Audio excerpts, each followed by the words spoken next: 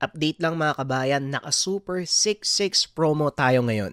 Hanggang June 9 ang itatagal ng promo, ito ang drop ng price.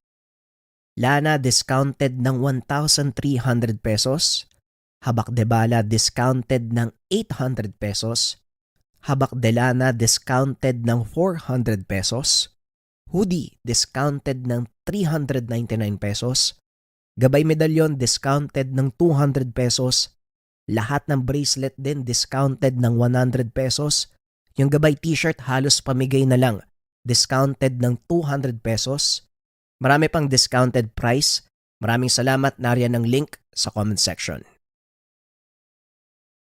Ang kwentong ito ay hango sa totoong buhay.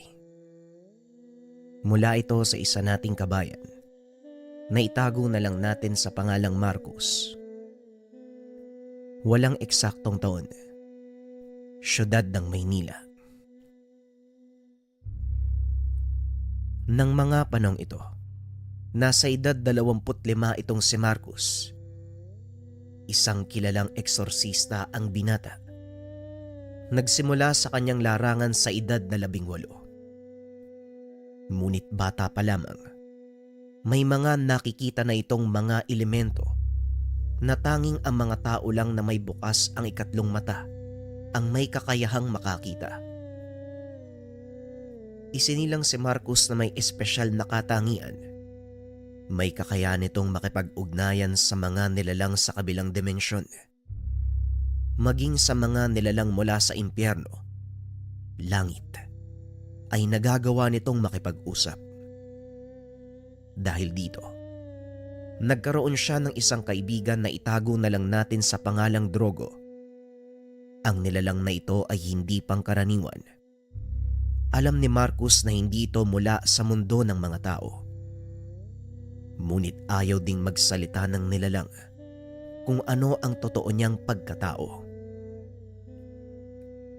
Simula nang magkaisip itong si Marcos, palaging nakabuntot itong si Drogo.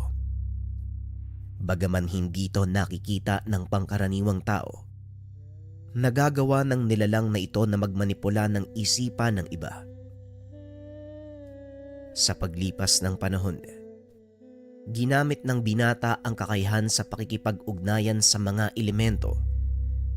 Nagsanay ito sa pagiging eksorsista at mas lalong nadagdagan ang taglay na kakayahan. Maliban sa abilidad na makipag-usap sa mga namatay, nagagawa na din ni Marcos na mag-utos at magpalayas ng mga nanggagambalang masamang espiritu. Isa sa mga naging sandigan ni Marcos ay ang guro at kaibigan na itago na lang natin sa pangalang Luciano. Higit na mas matanda ito kaysa sa kanya ng 5 taon. Mas marami na ang karanasan pagdating sa mga kaalamang espiritual. Si Luciano din ang nagturo sa binata kung papaanong gagamitin ang likas na kapangyarihan upang makatulong sa iba. Tandaan mo, Marcos, ang kapangyarihang taglay mo ay biyaya ng Panginoon. Kaya huwag kang maniniwala kapag sinabi ng mga tao na isa itong sumpa. Dahil hindi ka ilalagay ng Diyos sa ganitong sitwasyon kung wala siyang matinding dahilan at wala kang misyong dapat gampanan. Ito ang mga katagang binibitawan ni Luciano sa binata sa tuwing nagkakaroon nito ng pagdadalawang isip sa kanyang ginagawa. Alam ko na po yun, Manong Luciano. Simula pagkabata, palagi mo nang sinasabi sa akin yan eh. Hanga din ako sa iyo ha. Walang labis, walang kulang. Palagi mong pinapaalala yung mga katagang yan. Nakakabisado ko na nga eh. Tugon ni Marcos. Simula nang maulila sa ina, si Luciano na ang naging sandala ng binata dahil ang ama nito ay abala naman sa kanyang mga gawain bilang manggagamot sa kanilang lugar. Ipinagkatiwala nito ang anak kay Luciano dahil sa hindi nito kayang tutukan ang pagpapalago ng kaalaman ng binata. Ngunit may mga bagay na hindi sinabi sa kanya ang ama lalo na sa totoong dahilan ng pagkamatay ng ina. Maraming misyon na pagtagumpayan ang binata, lalo na nung ito ay nasa ilalim pa ng pamumuno ng simbahan. Isa sa naging misyon ni Marcus ay ang panggagambala ng mga sundalong demonyo sa mga nag-aaral sa isang malaking universidad sa syudad. Hindi na ito kinaya ng mga pare, kaya kinakailangang ipatawag si Marcus at Luciano. Mukhang masusubukan na naman ang lakas mo dito, Marcus. Basta ang lagi kong sinasabi sa'yo, huwag papairalin ang init ng ulo. Tandaan mong demonyo ang kalaban at hindi sila mag-aaksaya ng panahon. Sa oras na mahanapan kanila ng kainaan, hindi sila magdadalawang isip na pasukin at manipulahin ka. Wika ni Luciano habang nasa biyahe papunta sa kanilang mga pasyente. Sa tingin mo, hindi ko pa alam ang bagay na yun, Manong. Kung demonyo lang din naman ang makakalaban, hindi na ako nag-aalala dahil mas kilala ko pa sila kaysa sa likod ng palad ko. Tugon ni Marcus. Ilang sandali lang ay narating na nila ang universidad. Wala gaanong tao sa lugar dahil hapon na. Ang ilan sa mga estudyante ay nakauwi na. Dali-daling bumaba ng sasakyan si Marcus. Sinalubong naman ito ng dalawang guro. Kayo po ba yung pinatawag ng simbahan? Nasaan po ang eksorsista? Wika ng guro at napatingin si Marcus kay Luciano dahil bagya itong nainsulto sa tanong ng guro. Parang iniinsulto yata ako ng isang tumanong Pabulong na wika ni Marcus. Yan ka na naman eh. Huwag mong bigyan ng kahulugan ng hindi nila pagkilala sa'yo. Kasi kung titignan ka, hindi ka naman mukhang eksorsista. Tugon ni Luciano. Kung titignan ang panglabas na anyo ng binata, hindi mo ito mapagkakamalang may kaalaman sa lihim na karunungan. Mahaba ang buhok nito na halos lumampas sa balakang. Punong-puno ng tattoo ang katawan. At sa unang tingin, mapagkakamalan pang libag lalo na sa leeg. Ngunit kung titignan mo itong mabuti, makikitang mga dasal itong nakasulat sa maliit na titik. Punong-puno ng mga tattoo ang katawan ng binata. Nakaramihan ay mga orasyong pangproteksyon laban sa mga malalakas na uri ng demonyo. Mga taong mahilig mangusga sa panlabas na anyo. Tanungin mo nga sila, Manong, kung nasaan ang pasyente. Wika ni Marcus. Matapos ay nagpatuloy na itong maglakad papasok sa pasilyo ng paaralan. Akmang pipigilan pa sana siya ni Luciano. Tila huminto ang oras. Lumabas mula sa dingding ang isang nilalang. Kung titignan ay malaulo ng dragon. May katawan ng tao. May hawak itong sibat na may dalawang talim. Mukhang mapapalaban ka na naman ng husto. Hindi naman kaya lalong sumama ang lagay mo, Marcus. Mapapadali ang sundo ko sa'yo papunta sa impyerno. Wika ng nilalang. Naitago na lang natin sa pangalang Drogo. Isa itong demonyong nakabuntot kay Marcus simula nang magkaisip ang binata. Pwede ba, Drogo? Huwag kang makulit ngayon, Mainit ang ulo ko dahil sa guro na yun. Dadagdag ka pa. Baka naman gusto mo ikaw ang ipadala ko sa langit. Tugon ni Marcus.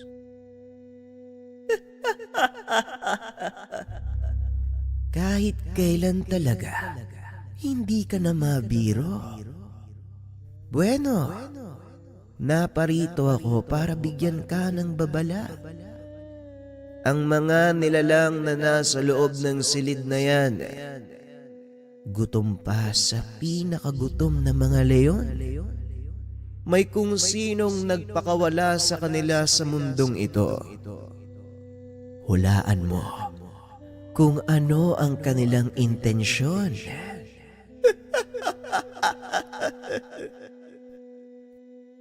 Wika ni Drogo. Tinignan nito ng masama ni Marcus. Nagkiskis ng palito ng posporo sa sungay nito na parang isininde sa sigarilyo. Alam ko na kung sino ang pakay nila dito. Matagal na. Hindi sila titigil hanggat hindi nila ako nakukuha ng sapilitan. Parang ikaw lang din. Tugon ni Marcus. Ibahin mo ko sa kanila. Dahil ako, kaya kong mag-antay hanggang mamatay ka. At doon kita kakalad ka rin papuntang impyerno. Pero sa ngayon, harapin mo muna ang mga sundalong yan bago pa nila lamunin ng husto ang kaluluwa ng mga estudyante. Wika ni Drogo. Aminin man o hindi ni Marcus, malaki ang naitutulong ng demonyong kaibigan nito sa mga misyon na dinadaluhan. Matapos mag-usap ng dalawa, kagad nagbalik sa normal ang lahat. Pumasok si Marcus sa silid. Napatingin sa kanya ang mga sinasapiang estudyante. Mga walang iyang to. Bakit pati mga walang malay na estudyante dinadamay nyo? Wika ni Marcus. Umangil ang mga ito. Isa-isang sumugod papunta sa kanyang kinakatayuan. Napailing na lang si Marcus dahil ilang beses niya nang nakasagupa ang ganitong mga uri ng demonyo. Hindi na bago sa binata ang mga sundalong demonyo. Ito ang kadalasang nakakalaban ni Marcus. Maniwala kayo o hindi, siya din ang dahilan kung bakit nandito ang mga sundalong demonyo. Habang papasugod ang mga sinasaniban, dahan-dahan namang binuksan ni Marcus ang manggas ng kanyang damit. Mapapansin naman sa kanang palad ni Marcus, merong nakaukit na pentagramo. Ibinuka ni Marcus ang palad. Nanlaki ang mga mata ng mga sinasaniban dahil sa takot. Binuksan ni Marcus ang lagusan, pabalik sa impyernong pinanggalingan ng mga ito. Isa-isang nagsipagpasukan ang mga nilalang, hanggang sa iilan na lang ang naiwan. Hinawakan ni Marcus ang isa sa leeg at sinandal sa pader. Hindi ba sinabi ko sa inyo na huwag na kayong babalik sa lugar na to? Bakit ang hirap niyong kausapin? Wika ni Marcus.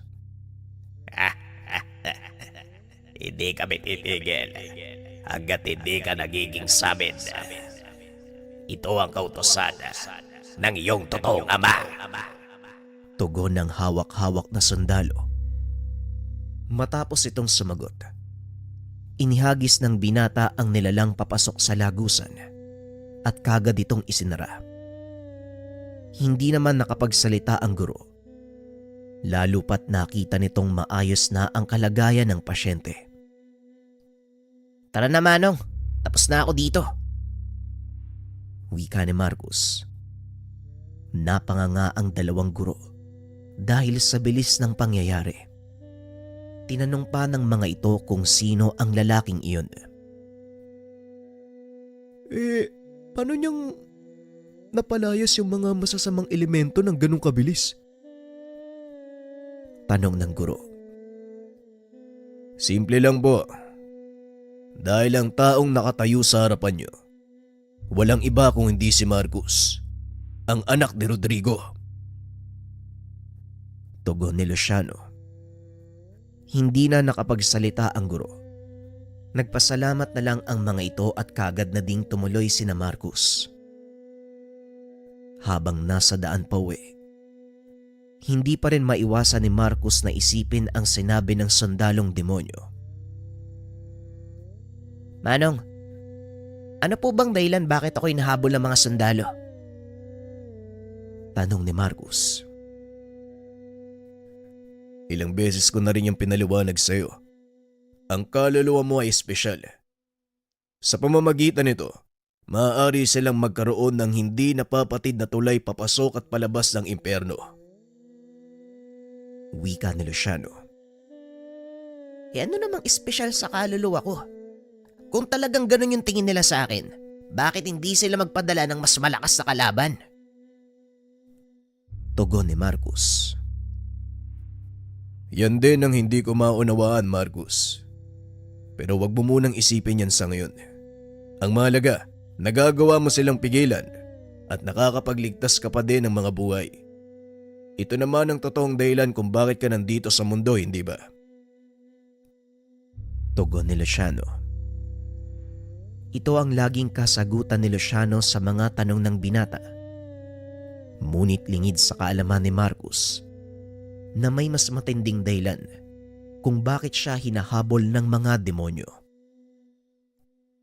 Pagdating sa kanilang tahanan, nagpahinga ang binata habang si Luciano naman ay naghahanda ng kanilang makakain. Hindi na malaya ni Marcus na nakaidlip na siya. Gaya ng dati, dinalaw na naman ito ng hindi magandang pangitain sa kanyang panaginip. Ito ay tungkol sa isang babae na may suot na medalyon. Sa panaginip ni Marcus, palagi itong humingi ng tulong sa kanya at sinasabing kunin ang medalyon. Simula pagkabata ay palagi niya na itong napapaginipan. Ngunit walang pinagsabihan ng binata lalo na kay Luciano. Kaso nga lang habang tumatagal, lalong nagiging malinaw ang panaginip ni Marcus. Nang mga sandaling iyon, nakikita nito ang sariling nakatayo sa hindi pamilyar na lugar. Gawa sa nagbabagang bato ang paligid at punong-puno ng sigawan ang mga nahihirapang kaluluwa. Unti-unting napagtatanto ng binata na ang lugar na yon ay impyerno. Habang nasa lugar, nakikita ng binata ang napakalaking kulungan na ang rehas ay gawa sa makamandag na ahas. Sa loob nito, isang babae ang nakaupo habang paulit-ulit na humingi ng saklolo sa kanya. Suot ng babae ang isang gintong medalyon na inaabot nito ang kamay sa binata at paulit-ulit na sinasabi ang mga kataga. Kunin mo. Kunin mo ang medalyon, Marcus. Hindi dapat mapasa kamay ng demonyo ang gamit na to. Sa tuwing aabuti ng binata ang kamay ng babae, kagad itong hinihila pabalik sa realidad. Napapasigaw na lang ito na lagi namang nagpapagulat kay Luciano. Ano bang nangyayari sa iyong bata ka? Bakit bigla ka na lang sumisigaw? Bueno, yaman din lang, gising ka na, tumuyo ka na dyan nang makakain na tayo. Wika ni Luciano. Alam nito na darating ang panahon na hindi niya na matatakasan at mapapagtakpan ang mga sekretong iyon. Kaya naisip niyang sabihin na ang katotohanan tungkol sa ina ni Marcus.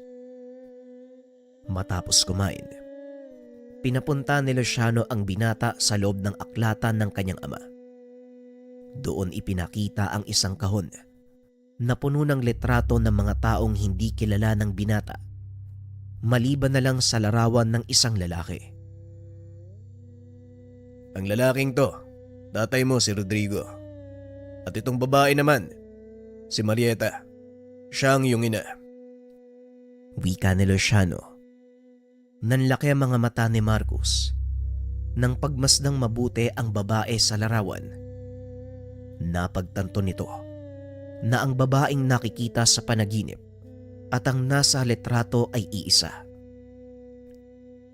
Sigurado kang siya ang nanay ko, Manong? Tanong ni Marcus. 100%, Marcus. Si Marieta ay kagaya mo. May pambihirang kakayahang makipag-ugnayan sa dalawang mundo. Malakas na manggagamot ang iyong ina. Ngunit dahil sa taglay nitong kakaibang kakayahan, maraming demonyo ang nagabol sa kanya. Tugon ni Luciano. Kung ganun, may gusto kong sabihin sa inyo. Ilang beses ko nang nakita yung babaeng yan sa panaginip ko, Manong. Lagi siyang nagbibigay ng payo sa akin. Ang sabi niya kunin ko daw yung medalyon bago pa mahawakan ng mga kalaban. Wika ni Marcus. Nanlaki ang mga mata ni Luciano sa narinig. Hindi nito akalain na nakikipag-usap sa pamamagitan ng panaginip itong si Marieta.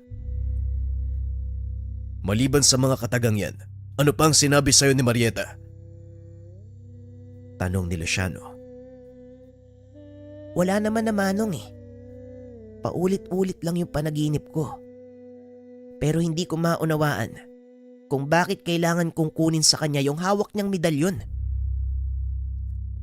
Tugon ni Marcus. Nang mamatay ang iyong ina, may ilang gamit itong dinala sa hukay sa kadahilanang hindi ito maaaring mapa sa kamay ng iba.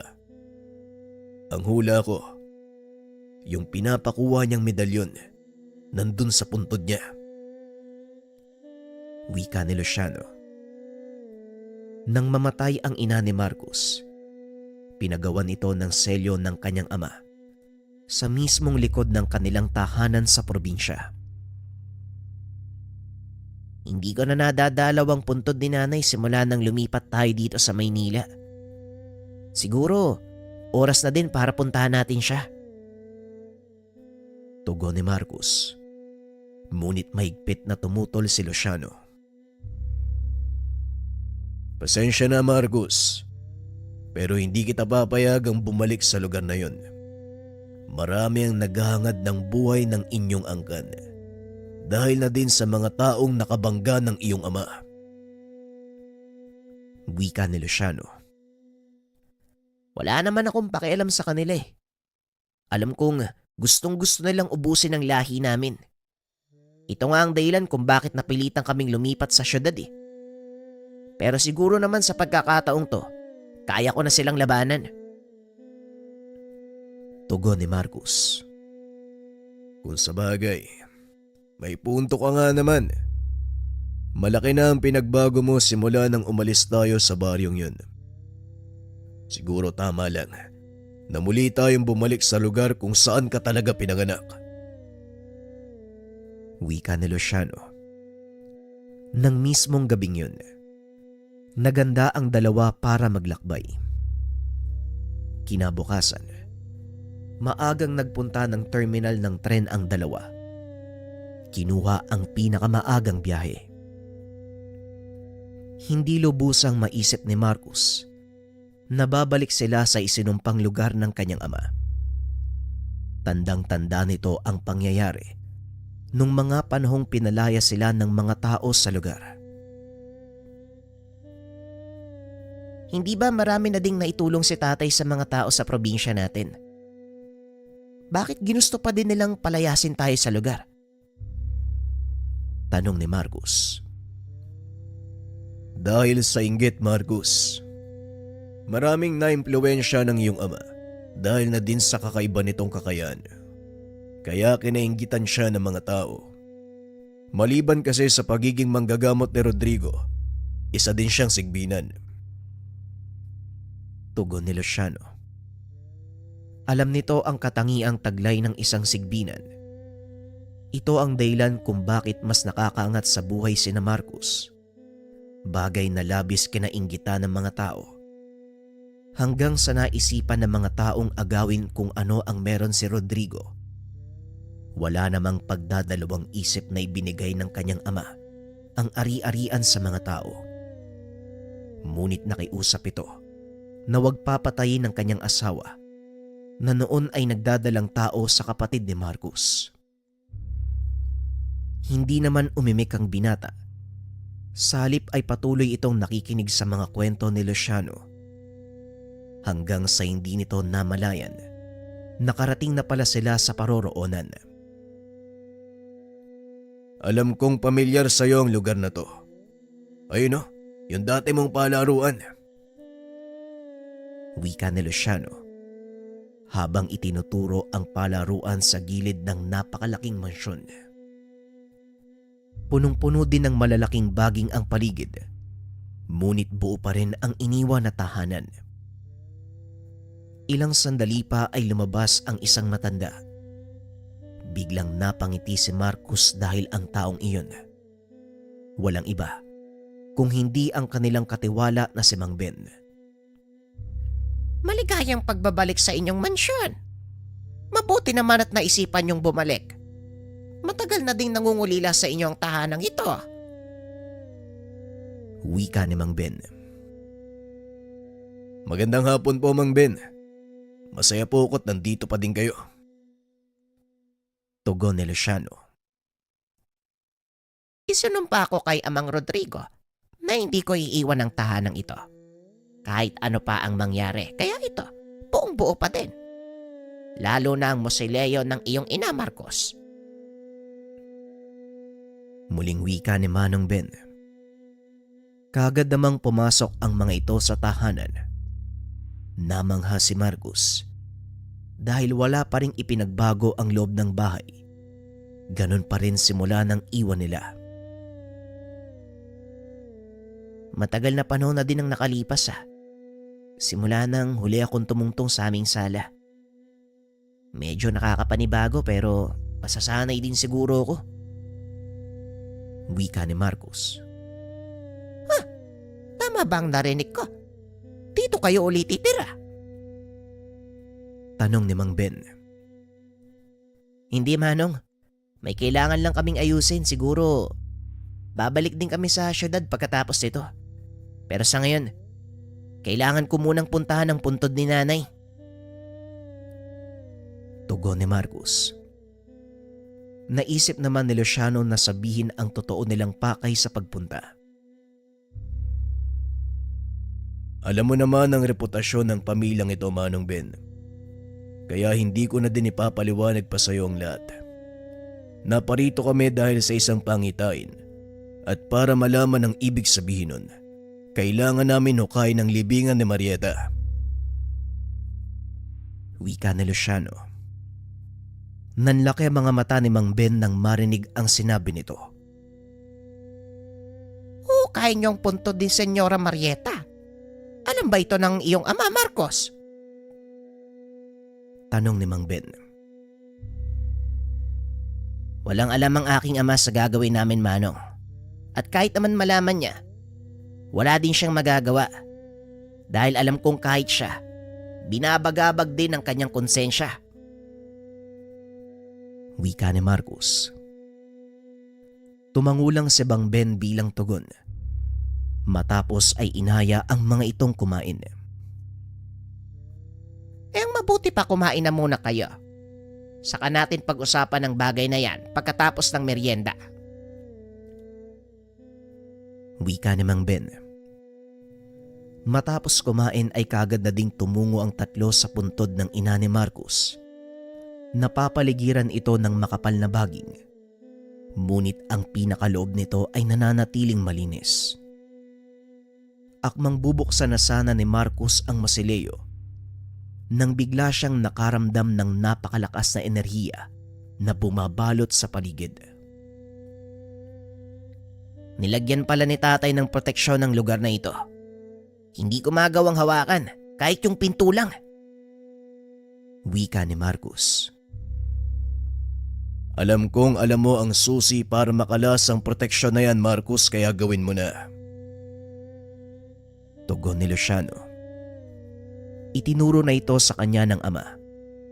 Noon pa man, kung sakaling kailangan nilang buksan ang mausoleo at dumating na nga ang pagkakataon. Inusal ng binata ang sinasabing orasyon para ibaba ang depensang inilagay ng kanyang ama. Ilang segundo lang ang nakalipas. Bumaba na ang depensa sa lugar. Pumasok si Marcus. Pumunta sa mismong puntod ng ina. Akmang sisimulan na nito ang paghuhukay nang bigla itong pigilan ni Mang Ben. Ay, sandali lang, iho. Hindi natin kailangang hukayin ang libingan ng iyong ina. Dahil nakatago ang mga naiwan niyang gamit sa iwalay na sisidlan. Wika ni Mang Ben. Matapos ay binuksan nito ang isang sekretong sisidlan sa gawing paanan ng puntod. Doon ay tumambad kay Marcus ang isang lumang kahon. Nakaselyo pa ito gamit ang mga sinaunang papel na may nakasulat na dasal. Hindi naman ito naging problema para sa binata dahil alam niya kung paanong kakalasin ang mga selyong iyon. Matapos kalasin ang mga selyo, binuksan ni Marcus ang lumang kahon. Sa loob nito, may maliit na itim na sisidlang gawa sa tela. Dali-dali niya itong kinuha at nang sandaling hawakan niya ang sisidlan, biglang huminto ang oras at muling nagpakita si Drogo.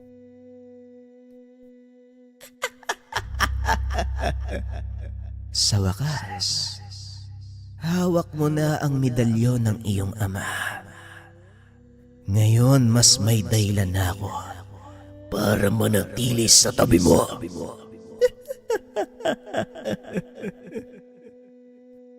Wika ni Drogo. Nandito ka na naman. Alam mo, Drogo, minsan naiinis na ako sa biglang pagsulpot mo ah. Ano bang ibig mong sabihin? Tanong ni Marcus. Ang medalyon na yan, isang uri ng sagradong gamit na pagmamay-ari ng kalangitan. At sa oras na gamitin mo ito, magiging malakas ang kapit mo sa kanya. At mawawalan ako ng pagkakataong kaladkarin ka papunta sa impyerno. Muling wika ng demonyo. Sa madaling sabi, natatakot ka. Tanong ni Marcus. Sabihin na lang natin. Na naninigurado lang ako. Ipinangako ng iyong ama ang kaluluwa mo sa akin. Kaya hindi naman ako makakapayag na mauwi sa wala Ang matagal kong pag-aantay. Muling wika ni Drogo. Kagad binuksan ni Marcus ang sisidlan upang makita ang laman nito. Nanlaki ang mga mata ng binata nang masipat na ito nga ang medalyong ibinibigay ng kanyang ina.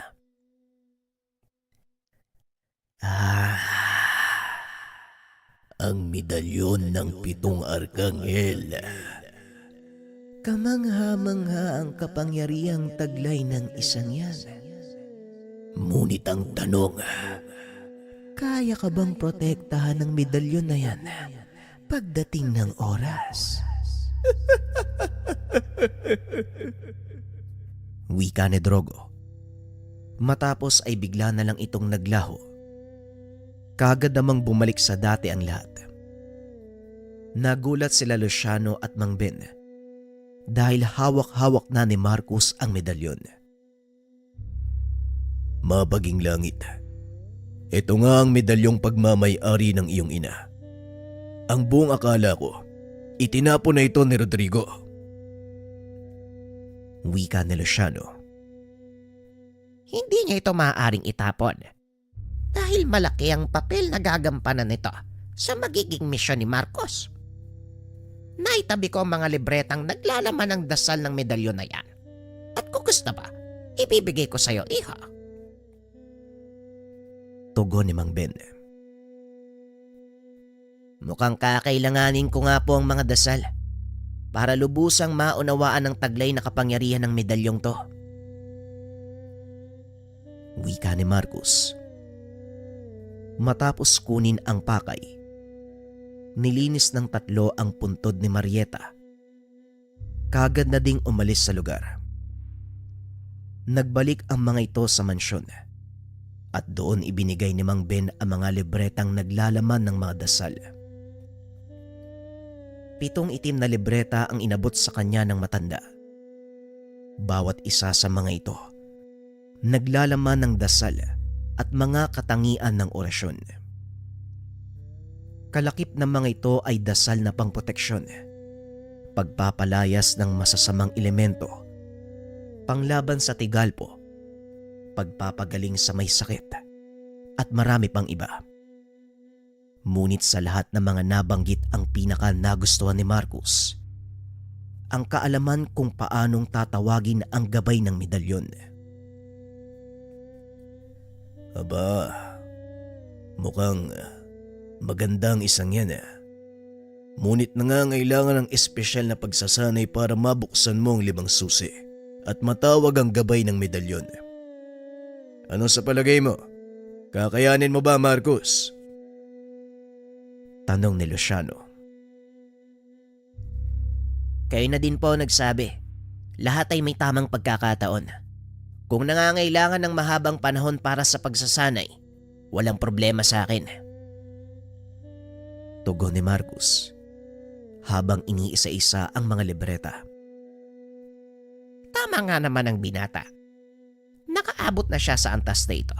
Kaya alam kong wala nang dahilan para hindi maintindihan ni Marco sa mga nakapaloob sa libreta. Wika ni Manong Ben. Ginugol ni Marcus ang buong araw sa pag-aaral ng mga nakasulat. Nasorpresa naman ang mga kasama. Kinabukasan, sinubukang paganahin ng binata ang mga dasal. Nakaupo lang sina Mang Ben at Luciano sa pasilyo habang pinagmamasdan ang binata.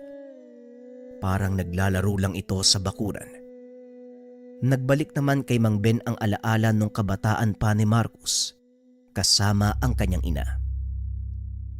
Matapos ang pagsasanay ng binata, nagpa siya itong mag-ikot sa kanilang bayan. Binalaan ni Mang Ben ang binata, ngunit hindi ito nakinig. Hayaan mo siya, Mang Ben. Isa pa, nandito naman ako. Hindi ko papabayaan ang batang yan. Wika ni Luciano. Nag-aalala ko dahil hindi ko alam kung tatanggapin siya ng mga tao o pagtatabuyan gaya ng ginawa nila kay Rodrigo. Wika ni Mang Ben. Ako nang bahala, Mang Ben. Kilala niyo naman ako eh. Kailan ko ba pinabayaan si Marcus? Matapos makipag-usap, kagad nang umalis ang dalawa. Habang naglalakad sa lansangan, napansin ni Marcus na tila walang pakialam ang mga tao sa kanila. Ayos himala. Walang pa kayong mga tao sa atin, Manong. Tanong ni Marcus. Matagal na panahon tayong nawala sa lugar na ito, Marcus. Kaya asahan mo, limot na ang itsura natin. Tugon ni Luciano. Nagpatuloy sa pamamasyal ang mga ito. Hanggang sa madako sila sa plaza, kung saan madalas naglalaro si Marcus nung kabataan. Naupo ang binata sa paanan ng isa sa mga padulasan. Inalala ang magagandang alaala. Napansin naman ni Luciano na nakatulala ang binata, kaya nilapitan niya ito. Ang layo ng tingin mo ah. Bakit? Anong nangyari? Tanong ni Luciano. Kagad nagbalik sa wisyo ang binata. Wala naman. Marami lang po ako naalala. Tara, Manong. Maghanap tayo ng maiinuman. Tugon ni Marcus. Naglakad na ang dalawa hanggang sa marating nila ang isang maliit na tindahan. Ito yung pwesto kung saan palaging dinadala ni Mang Rodrigo ang binata. Naalala mo ba ang lugar na ito, Marcus? Ito yung lugar na palaging pinupuntahan ng tatay mo. Madalas kanyang sinasama dito. Wika ni Luciano. Oo, Manong. Tandang-tanda ko pa ang lahat. Pati yung nakipag-away kayo ni tatay sa mga dayo. Tugon ni Marcus. Naupo ang dalawa at nag-inuman. Sa kalagitnaan ng kanilang pag-uusap, may mga kalalakihang lumapit upang makisindi. Maaari bang makisindi? Napalingon si Marcus. Inabot ang hawak nitong sigarilyo. Anong tingin mo sa akin? Manggagapas ng palay, naabutan ng baga ng sigarilyo. Hindi mo ba ako kilala? Tumayo ka. Sindihan mo yung sigarilyo ko gamit ang posporo. Biglang nagpantig ang tenga ng binata nang marinig ang sinabi nito. Sinubukan naman ni Luciano na pakalmahin ang sitwasyon. Ngunit itinulak ito paupo ng isa pa sa mga kalalakian. Ikaw naman, huwag kang mangingialam. Bibigyan lang namin ng leksyon tong bastos na to. Hindi niya yata kilala si Emong. Tumawa ng malakas si Luciano habang hawak ang kanyang inumin. Bibigyan ng leksyon ng taong to. Sigurado ka ba? Tanong ni Luciano. Ibinaling naman ng lalaki ang atensyon sa kanya at kwinelyuhan. Anong nakakatawa sa sinabi ko? Mukhang naghahanap ka ng sakit ng katawan ah. Wika ng lalaki. Sa pagkakataong ito, si Marcos na ang nagsalita. Emong ang pangalan mo, di ba? Alam mo, nananahimik kami bago ka dumating eh. Ganito na lang ang gawin natin. Bitawan mo yung kasama ko. Aalis na kami sa lugar na to. Tugon ni Marcos. Ngunit pinagtawanan ito ni Emong. Komedyante? Sino ka naman para pagutusan kami? Siguradong mga dayo kayo dito. Kaya hindi nyo alam kung sino ako. Wika ni Emong. Siguro nga, dayo na kami sa lugar na to. Dahil matagal na akong hindi nakakabalik eh. Kaya pakiusap, ibaba mo na ang kasama ko nang makalis na kami dito. Muling wika ni Marcos. Patuloy lang sa paghatak ng kwelyo ni Luciano ang isa sa mga kalalakian. Paano kung ayaw ko? Alam mo, nasa modo ko ngayon ng panggugulpe. Ano kaya kung gulpiin ko kayong dalawa? Muling wika ni Emong. Inilapag ni Marcos ang hawak na inumin at tumayo. Akmang susuntukin siya ng isa sa mga kasama nito nang biglang iharang ng binata ang kamay sa kamao ng lalaki. Nanlaki ang mga mata nito dahil hindi pa man naglalapat ang kanilang kamay. Tila may kung anong nakahawak at tinutulak siya palayo. Huh? Anong ginagawa mo? Bakit parang... Hindi na nito naituloy ang sasabihin dahil biglang inihagis ni Marcos ang kanyang kamay dahilan para tumama ito sa haliging gawa sa kahoy. Isang beses pa, bitawan mo ang kasama ko kung ayaw mong pulutin ka sa labas ng tindahan ng walang malay. Muling wika ni Marcos. Ngunit hindi nakinig ang lalaki. Muli itong sumugod papunta sa binata dahil naalibadbaran na ito. Sinalubong siya ni Marcos ng malakas sa suntok. Ikaw naman, kung ako sa'yo, bitawan mo na ako. Dahil hindi magdadalawang isip yung kasama ko. Napatayin ka sa oras na masaktan ako. Wika ni Luciano.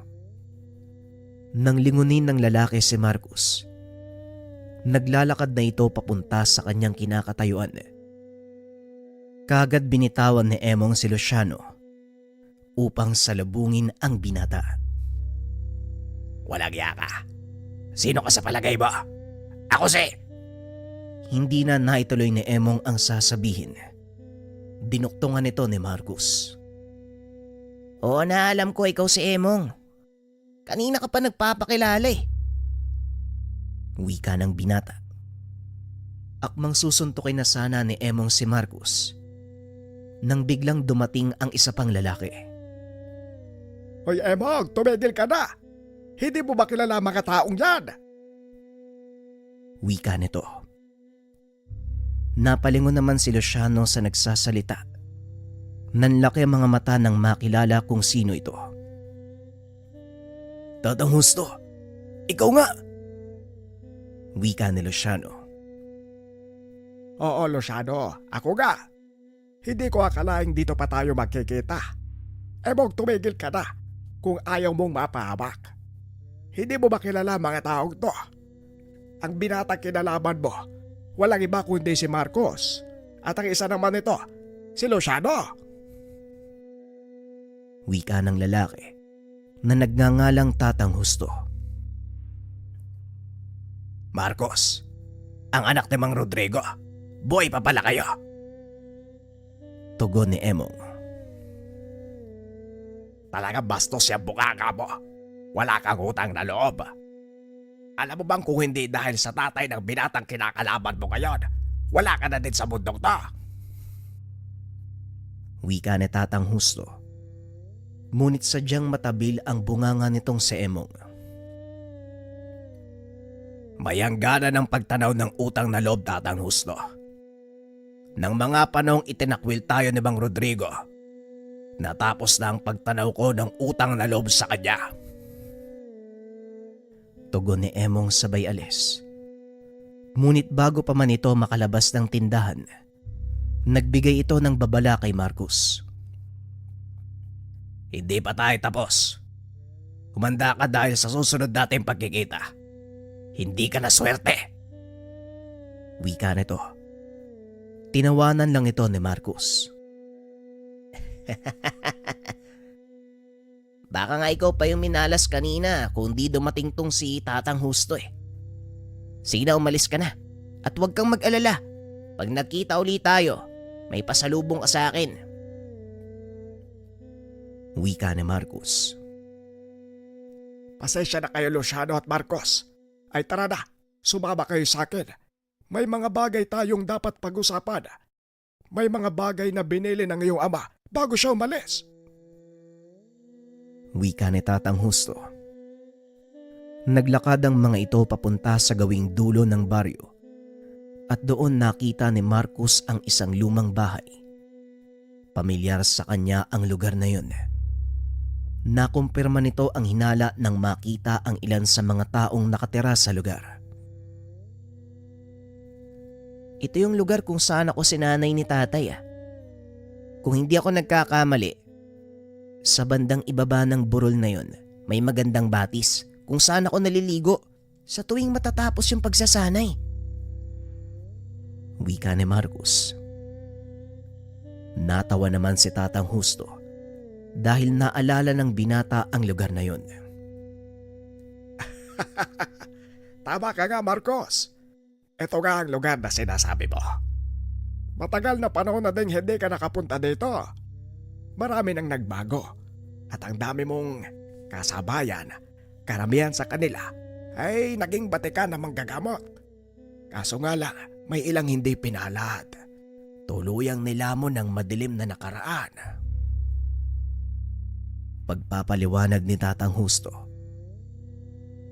Matapos ang pagbabalik tanaw, sinimula ng mga ito ang pag-uusap.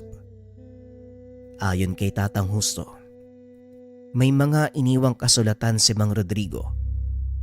Ang bili nito, kung sakaling bumalik si Marcos sa lugar ay ibigay. Marahang binasa ng binata ang mga kasulatan. Napagtanto na ang laman ng mga kasulatan, isang mahabang babala sa krisis na paparating. Nakita na ito ng iyong ama bago pa man maganap. At yun ay sa tulong ng iyong ina, si Marieta. Ito din ang naging dahilan kung bakit namatay ang iyong ina, Marcos. Wika ni Tatang Husto. Walang nabanggit tungkol sa makakalaban namin dito.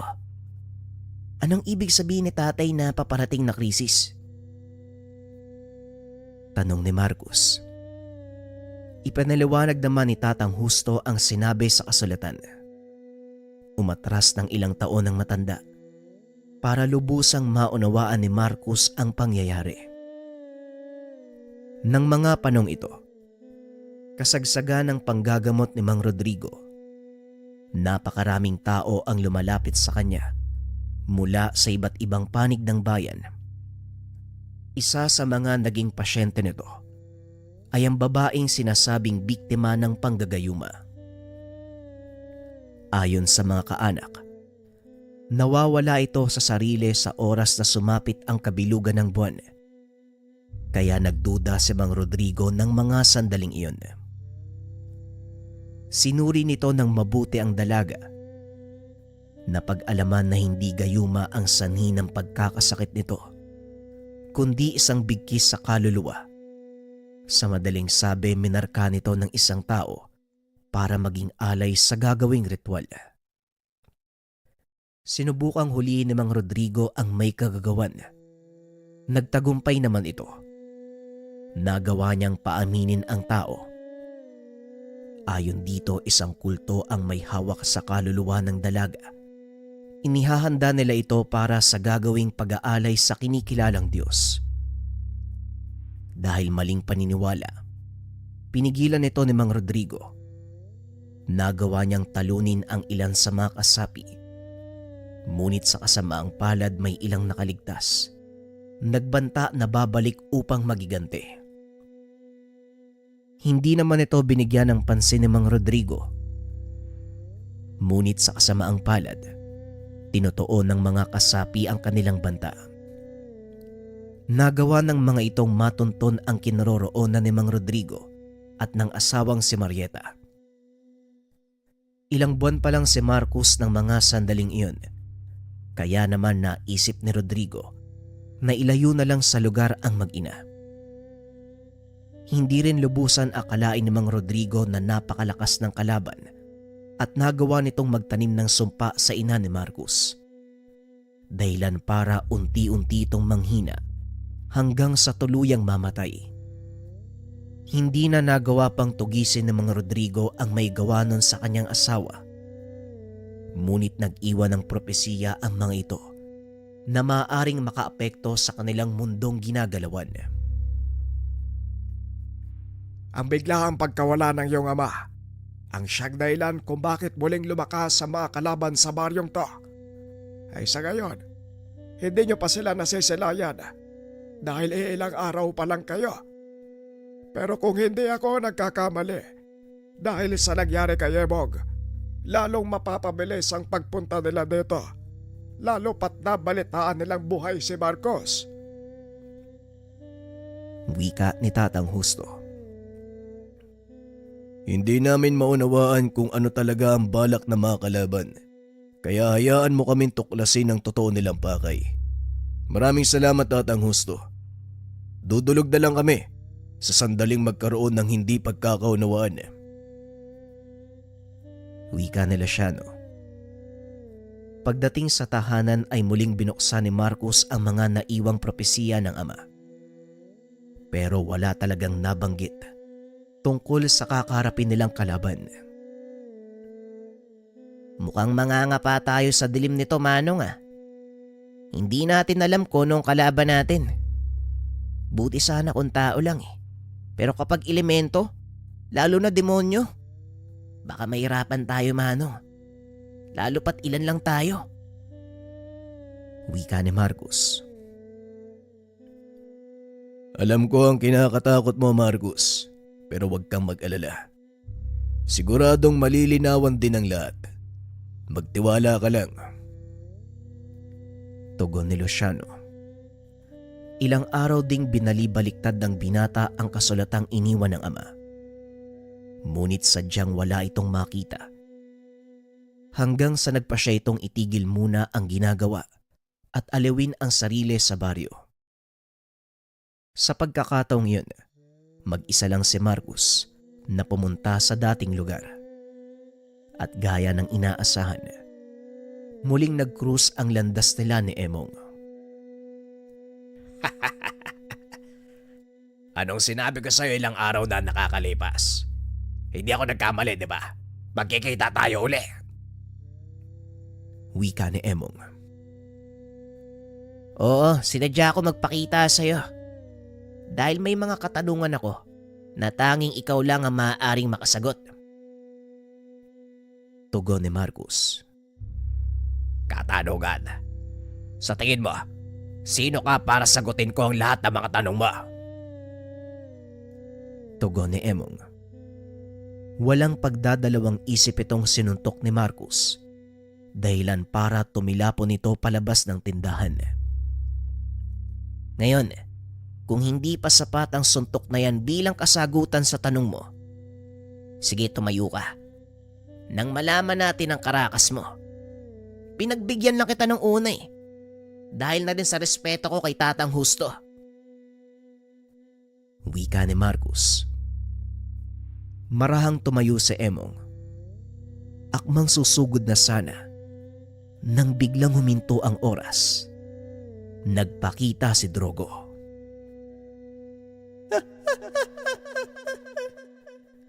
Mukhang nagkakasiyahan kayo. Maaari ba akong sumali? Tanong ng demonyo. Sige, kung talagang gusto mong makisali, ayan, ikaw nang bahala sa kanya. Pero huwag mong papatayin ha. May kailangan pa akong malaman mula sa kanya eh. Tugon ni Marcus. Kagad namang nilapitan ni Drogo si Emong at hinawakan sa ulo. Huwag kang mag-alala. Wala na siyang kakayahang makipaglaban. Ang taong hinahanap mo, nasa gawing yon ng kabayanan. Wika ni Drogo. Kagad itong naglaho. Hindi ko na kailangan palang magpakahirap para pigain yung utak mong walang laman, Emong. Wika ni Marcus. Kagad na itong bumalik sa kanilang tahanan. Kinausap nito si Mang Ben, pati na rin si Luciano tungkol sa mga nalamang impormasyon.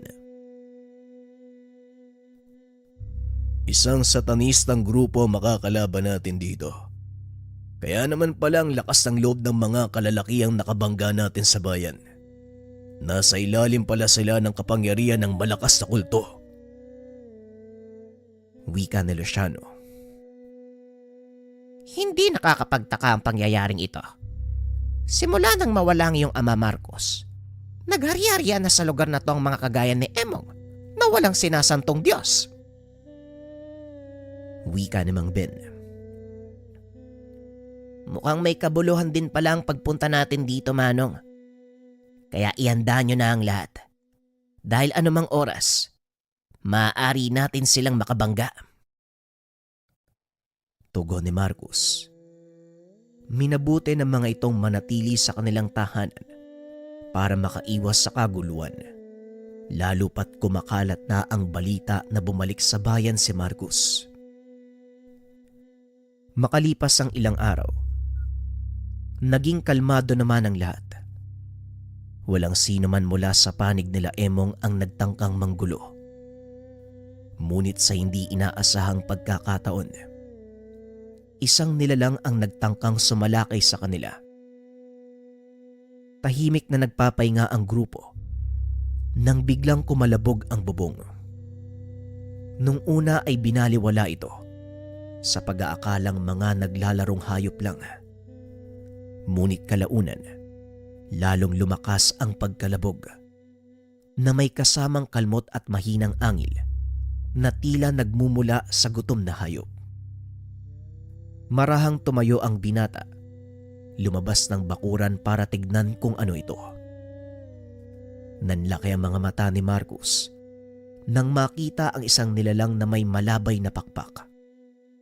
Nakapatong ito sa bubong ng tahanan habang nakatitig ng masama kina Marcus. Marcus, pwede bang ako na ang humarap sa nilalang na yan? Wika ni Luciano. Muli namang pumasok ng tahanan si Mang Ben at Marcus habang pinapanood ang pakikipaglaban ni Luciano sa isang aswang. Ang buong akala ko, demonyo lang yung makakaharap natin sa pag-uwi dito. Pero bakit merong aswang? Tanong ni Marcus. Kagaya ng mga kulto, lumaganap din ang mga aswang simula nang mawala si Manong Rodrigo dito sa baryo. Kahit ng mga dating nagtatagong mambabara, hindi na din natatakot lumantad na parang wala silang kinakatakutan. Wika ni Mang Ben. Hindi ko pa nasusubukan makipaglaban sa isang mambabarang. Sana lang magkaroon tayo ng pagkakataon. Wika ni Marcos. Simula nang malipat ito sa syudad, hindi na nagkaroon ng pagkakataong magkaroon ng inkwentro ang binata sa mga mambabarang at mangkukulam. Puro sapi at panlalaro ng engkanto ang kasong hinahawakan niya sa syudad.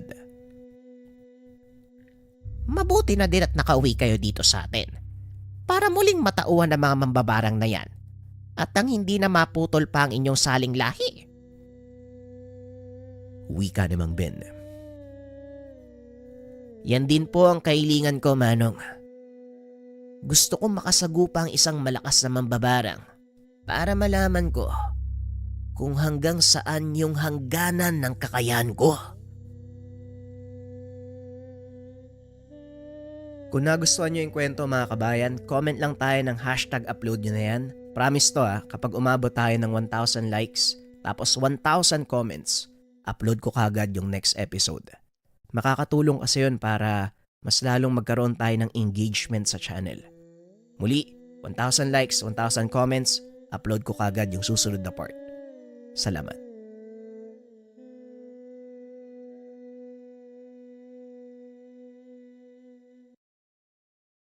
Update lang